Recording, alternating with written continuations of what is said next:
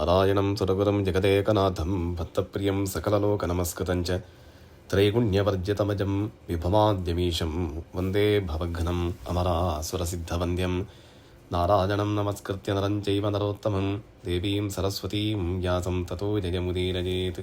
ಶ್ರೀ ಗುರುಭ್ಯೋ ನಮಃ.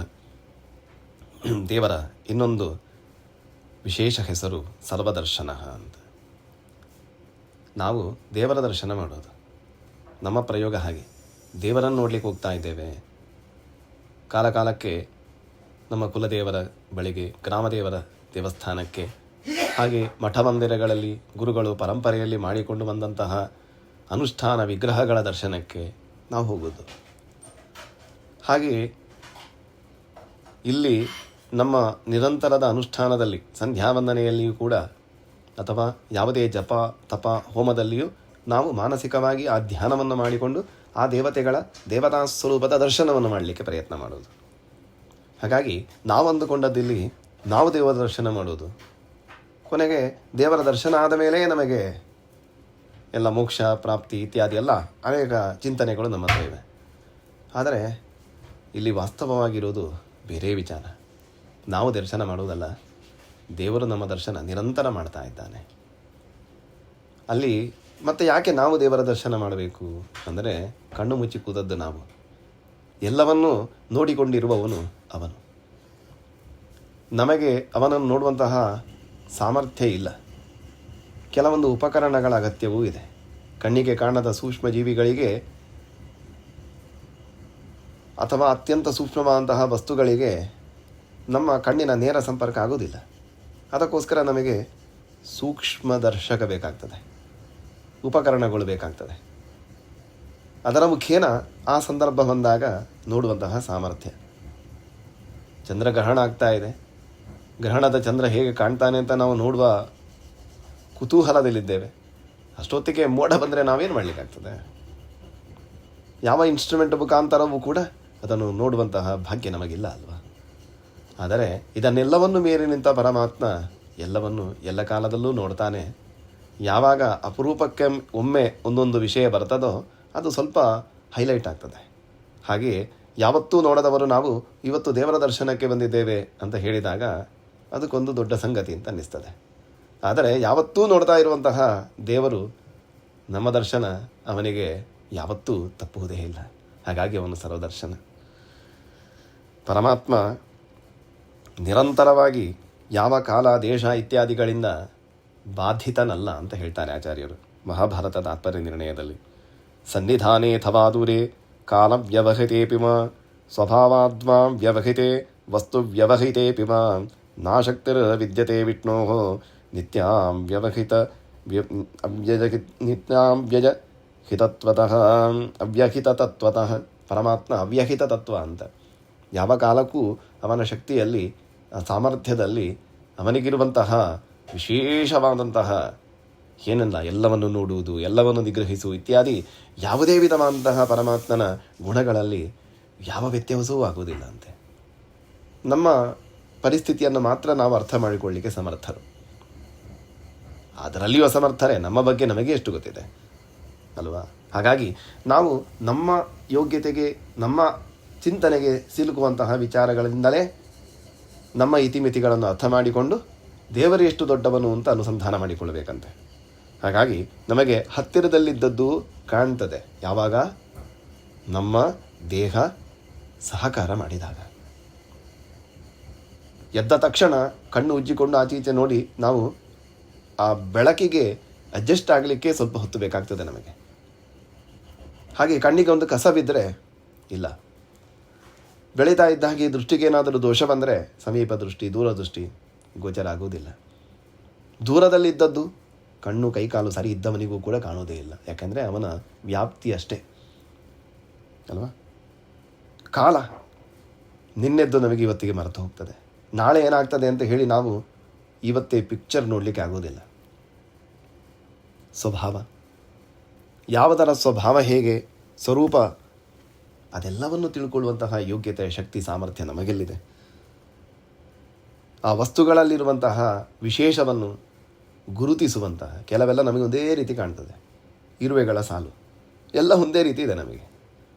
ಅದರಲ್ಲಿ ಯಾವ ಇರುವೆ ಹೇಗೆ ಅಂತ ಹೇಳಿ ನಾವು ಹೇಗೆ ಗುರುತಿಸುವುದು? ಕುರಿಗಳ ಮಂದೆಯ ಹಾಗೆ 1000 ಕುರಿಗಳ ಮಧ್ಯೆ ಇದನ್ನು ಮುಟ್ಟಿ ನಂತರದ್ದು ನೆನಪಿಟ್ಟುಕೊಳ್ಳುವಂತಹ ಶಕ್ತಿ ನಮಗಿದೆಯಾ? ಭಿನ್ನಾಶ್ಚ ಭಿನ್ನ ಧರ್ಮಾಶ್ಚ, ಪ್ರತ್ಯೇಕವಾಗಿಯೇ ಇದೆ ಎಲ್ಲವೂ ಕೂಡ. ಆದರೆ ಆ ಸೂಕ್ಷ್ಮವನ್ನು ಗುರುತಿಸುವಲ್ಲಿ ನಮ್ಮ ಕೌಶಲ ಸೋಲ್ತದೆ. ಆದರೆ ಎಲ್ಲವನ್ನು ಯಥಾವತ್ತಾಗಿ ನೋಡುವಂತಹ ಸಾಮರ್ಥ್ಯ ಅದು ದೇವರಿಗೆ ಮಾತ್ರ ಅಲ್ವಾ? ಹಾಗಾಗಿ ಪರಮಾತ್ಮ ಸರ್ವದರ್ಶನ ಅಂತ ಅನಿಸಿಕೊಳ್ತಾನೆ.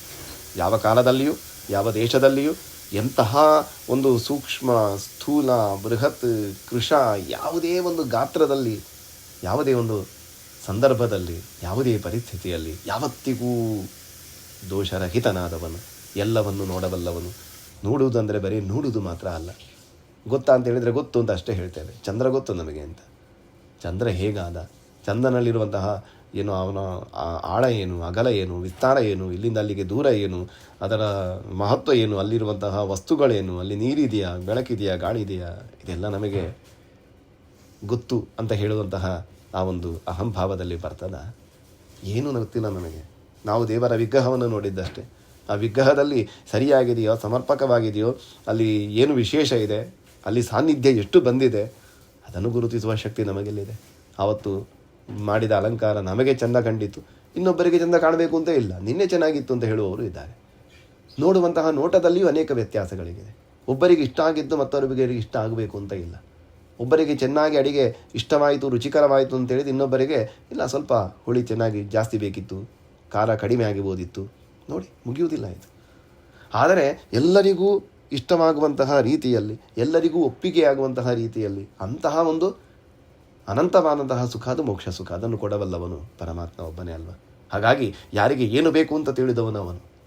ನಾವು ನೋಡಿಕೊಳ್ತೇವೆ ನಮ್ಮದ್ದನ್ನು ಅಂತ ನಾವು ಅಹಂಕಾರ ತೋರಿಸುವ ಹಾಗೇ ಇಲ್ಲ. ಅವನಿಗೆ ಶರಣಾಗತರಾಗಲೇಬೇಕು.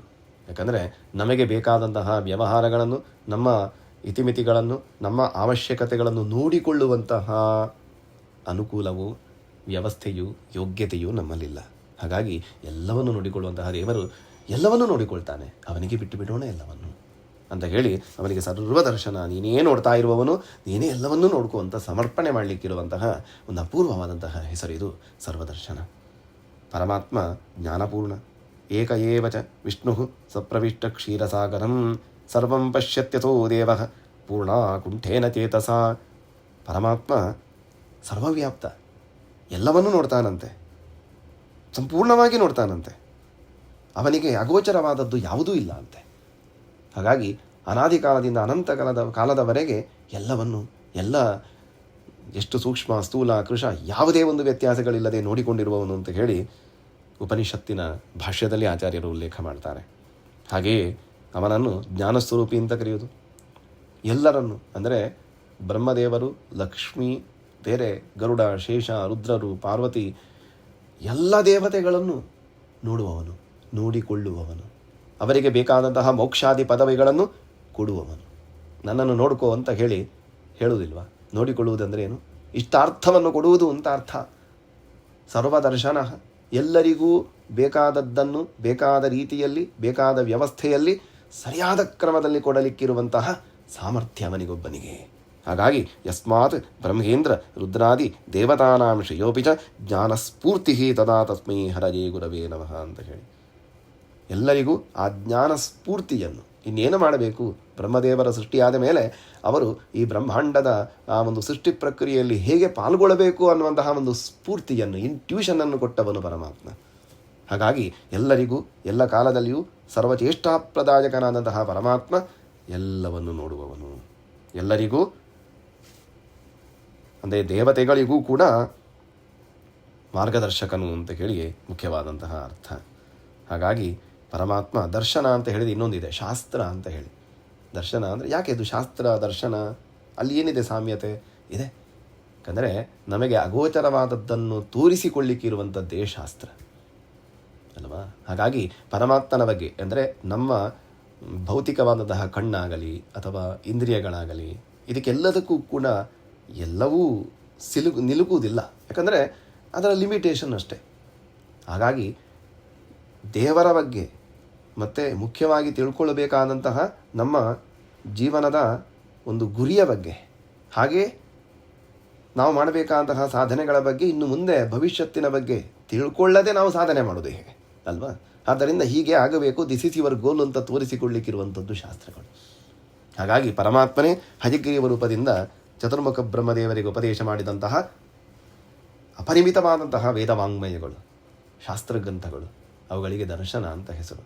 ಆದರೆ ಎಲ್ಲದರ ಮುಖೇನ ಪ್ರತಿಪಾದ್ಯವನೊಬ್ಬನೇ, ವೇದೈಸ್ತ್ಯ ಸರ್ವೈಹಿ ಅಹಮೇವ ವೇದ್ಯ ಅಂತ ಹೇಳಿ ಸರ್ವಶಾಸ್ತ್ರ ಗ್ರಂಥಗಳಿಂದಲೂ ಕೂಡ ಪ್ರತಿಪಾದ್ಯನಾದವನು ನಾನೊಬ್ಬನೇ ಅಂತ ಘೋಷಿಸಿದ್ದು ಕೂಡ ಶ್ರೀಕೃಷ್ಣ ಪರಮಾತ್ಮನೇ ಅಲ್ವಾ?